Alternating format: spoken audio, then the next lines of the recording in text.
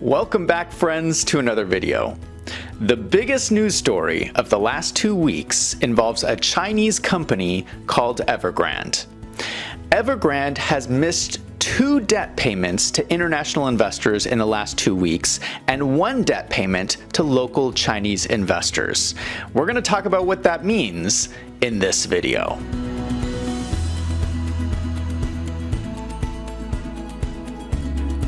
A couple of things to start out. In this video, I will say a few things that are going to be critical about China. It is important to say, please do not spread any hate to the Chinese people or the Chinese culture. My comments are directed at the failures of the government, the CCP, or the Chinese Communist Party. Also, I will be talking about investments. If you use any of this information to make investment decisions, you do so at your own risk. Investing is risky, and you should discuss your investments with a finance professional.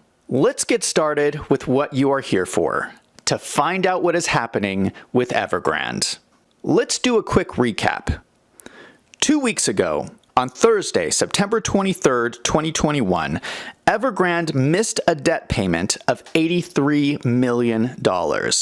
Last week, on September 29th, 2021, Evergrande missed a second debt payment of $47.5 million. A missed payment is not technically a default unless it is made within 30 days.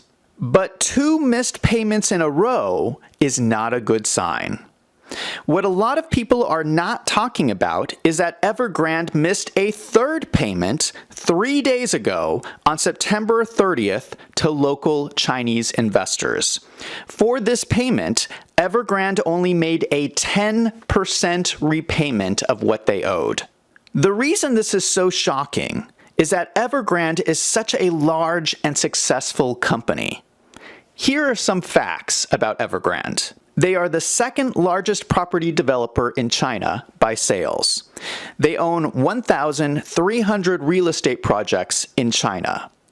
12 million people live in properties built by Evergrande. They manage enough land to cover the size of Manhattan. And they are indirectly responsible for 3.8 million jobs, which is the equivalent of all of Los Angeles. This is an enormous company. So the fact that they missed a debt payment is shocking. It would be like in America, if you were to loan money to a major corporation like Amazon, you would expect them to be able to pay you back. So all of these people gave Evergrande money, and as of last week, the company is just not paying people back. Unfortunately, Evergrande has more debt than any company in the world. Evergrande has $305 billion of debt. Just to put this in perspective, that is more than the entire GDP of New Zealand. In fact, Evergrande's debt is 2% of China's GDP. Why should you care about Evergrande defaulting on their debt? People are so worried about this because they see this event as the tip of the iceberg. Evergrande itself is a problem because it is so massive, but if Evergrande is this bad, how many other real estate companies in China are also in trouble? People have been reporting about China's real estate bubble for years. There are entire cities that have been built in China called ghost cities that are sitting empty. Chinese companies are building apartments for the sake of building apartments with no one living there. Evergrande's default could be the start of a market correction, and anyone holding debt to pay for those empty apartments is going to lose their investment. Many of you know this is something we've seen before. This just happened in the United States in 2008, so we know what happens. In 2008, people were getting subprime mortgages for second homes where nobody lived. The market crashed, people never paid their debts, banks started going under, Ultimately, the taxpayers had to bail out the rich people on Wall Street, and the rest of the poor people had to suffer through a horrible recession. The same thing is happening right now in China, but a whole lot worse. Let's look at these 3 missed Evergrande payments to see how bad the situation really is. I think what a lot of Americans do not understand is that debt in China is different than debt in the United States. In the US, if you loan a company money and they default, there is a fair legal process called bankruptcy. The company gets liquidated, and all the cash that is left is distributed equally to all the debt holders. So you might receive 30 cents on the dollar. That means if you loan the company $100, you would receive back $30. That is not what happens in China. In China, the government decides who gets paid back. So if you had loaned Evergrande $100, you might be getting back $0 depending on if you have good connections with the Chinese Communist Party. So if we look at the debt payments of Evergrande, the first 2 payments they missed were in dollars, which typically means they were owed to American banks. The third payment was to local Chinese investors, and Evergrande only made 10% of that payment. This shows that any payments due to international banks, they are paying nothing, and they're trying to pay back the local Chinese investors instead. This should be concerning to foreign investors by itself. But what is even more shocking is that they were only able to pay 10% to their priority investors. That's all the money they had. There are more debt payments coming due, and they have no money. That is how we know this situation is so bad. Now, last week, the European Central Bank President, Christine Lagarde, made a press statement saying that the impact from an Evergrande default would be limited. Jerome Powell, the chair of the U.S. Federal Reserve, also came out and said that there was not a lot of exposure to the risk in the U.S. But here is the problem. The central banks have no idea what is going on. They can't tell how much American banks have directly loaned to these Chinese companies. They do not have access to that information. They don't know if American banks are ready to absorb the losses if they are not paid back. They don't know if the insurance companies are going to go under, if the loans end up being bad just like they were in 2008. They have no clue what is going on. They have their own agenda, which is to calm people down. So of course, they're going to come out and tell people there is nothing to worry about, when actually you need to be prepared for what is happening. Bloomberg reported just last week information on just a few of the international banks that have exposure to Evergrande's debt. Ashmore Group, $433 million. BlackRock, $397 million. UBS Group, $275 million. HSBC Holdings, $207 million. Royal Bank of Canada, $118 million. What happens if these companies get $0 back? And this is just what is publicly disclosed. There's a whole lot more lending out there that we don't know about. The main issue is going to be whether U.S. banks adequately prepared for default.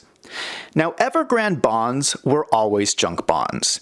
If we look at Fitch ratings, they had Evergrande rated at B on June 22nd, downgraded to CCC on July 28th, downgraded to CC on September 7th, downgraded to C last week on September 28th.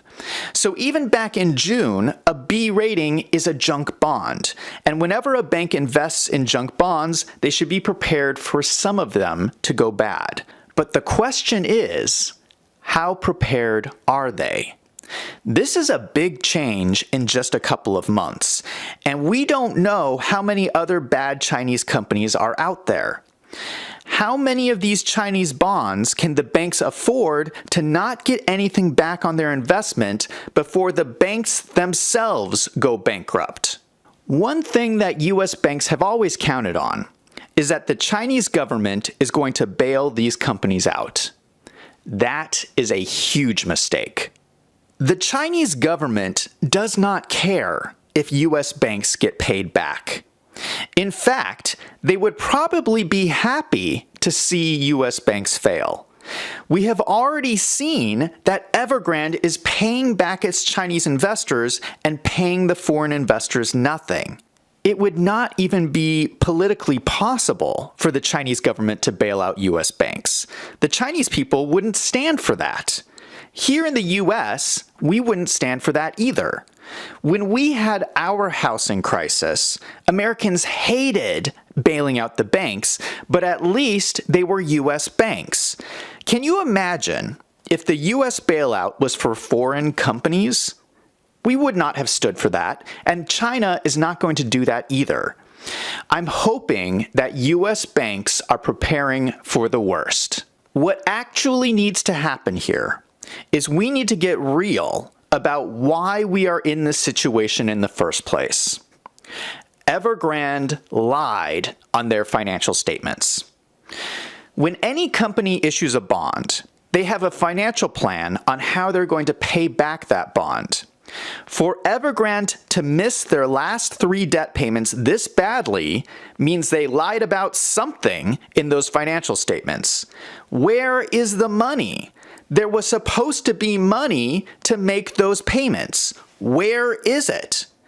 When you lie on your financial statements about bonds, that means that someone is not going to get paid. And this is a problem we see over and over and over again with Chinese companies. A lot of Chinese companies have lied on their financial statements, and a lot of US investors have gotten hurt.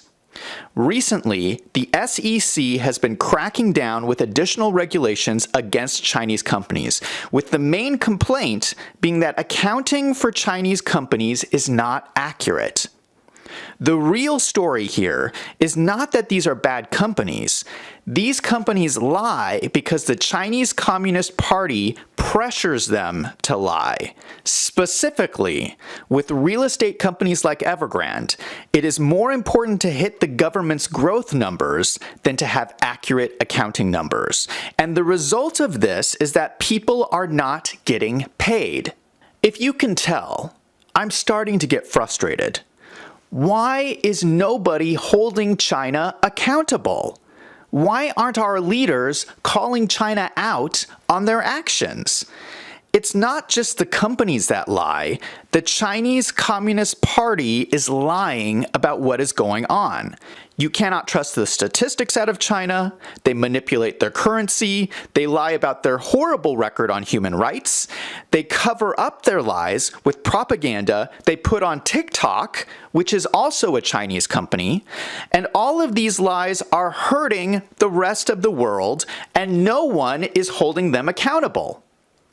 The Chinese Communist Party is screwing up. But unfortunately, it is a one-party political system, so the Chinese people cannot even vote their leaders out. And this brings us to COVID-19. The CCP lied about that too. The big discussion right now is whether the COVID-19 pandemic started in China's coronavirus lab in Wuhan. Now, I think we're never going to find out the true answer to this question because too much time has passed. But the question we should be asking is who in China lied to the world when the outbreak happened? When China started to lock down their own cities, at the same time they allowed people to leave on international flights all over the world, spreading the virus. That was a human decision. They knew something was going on. Someone in the Chinese Communist Party made that decision, and it was probably someone at the top. They decided to protect their own people and at the same time infect the rest of the world. That is the lie. How many people around the world have died because of that lie? Who is holding China accountable for that lie? How much money has it cost the US to fight the pandemic? And why isn't China paying for that? In fact, the opposite is happening because Evergrande now has lied, skipped out on their bond payments, and the US has to pay once again. In essence, what has happened is that US banks have given China free skyscrapers. We loaned them the money, and Chinese companies said, "Thank you for these skyscrapers. We're just not going to pay you back." They just got free skyscrapers. If the US banks wanted to build free skyscrapers, why didn't they build them in the US? I would have liked some free skyscrapers in my city.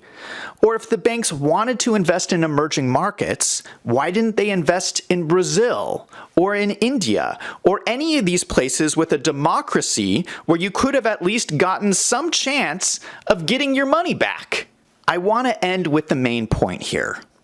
Accounting is about truth. Numbers don't lie. And when you are lending people money, you should expect honesty. And if people are not being honest, we should hold them accountable. This situation with Evergrande is about more than just this one company. It is an industry-wide problem in China. How many of these companies are being dishonest? How can we do business with these companies when the Chinese Communist Party is being dishonest? Those are the problems we have to start holding people accountable for, or the problems are just going to get worse. We keep getting hurt because no one stands up and says, "You lied and what you are doing is wrong." I have made a number of videos on this channel that have been critical of the Chinese Communist Party. And the reason why I keep coming back to this topic is because business and communism don't match up. You can't have free markets without freedom. Freedom is something you need for business and accounting to work. So if you have a government where people are not allowed to vote in or vote out the leaders who are in power, then you end up with situations like this with Evergrande. And the people who really end up getting hurt here are the Chinese people. Now I want to hear from you. What do you think? Go ahead and leave a comment in the comment section down below. Thank you so much for watching. I'm Zach from Wolves in Finance. Let's go out and make some money.